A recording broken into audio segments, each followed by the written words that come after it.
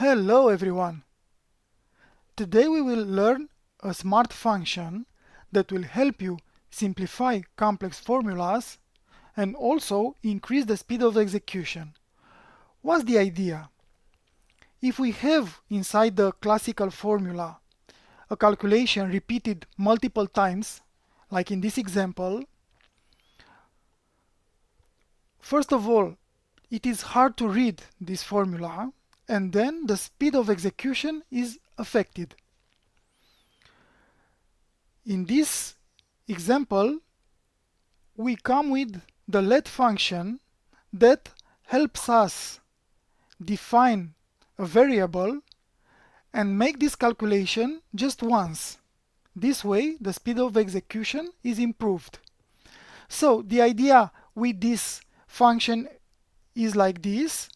First, we define the name of the variable. It's like in programming. We define a variable. The name of the variable, then the value of the variable. It can be a number or a calculation like this. And then the calculation. We will see in this example the comparison between the old formula and the let formula.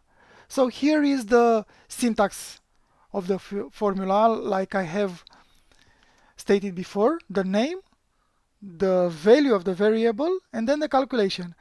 Here in this simple example we have the variable x, the name, the value is 1, and then the calculation. So the result of this formula is 1 plus 1. We can define multiple names and values. For example, in this formula we define x being 1, y being 1, and then the calculation is x plus y. The same result, 2.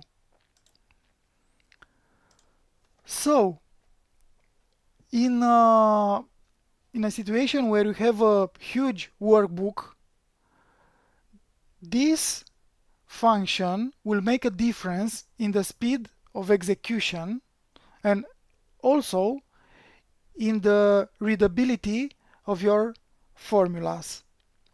I hope you like this video. Please like and subscribe. Thank you.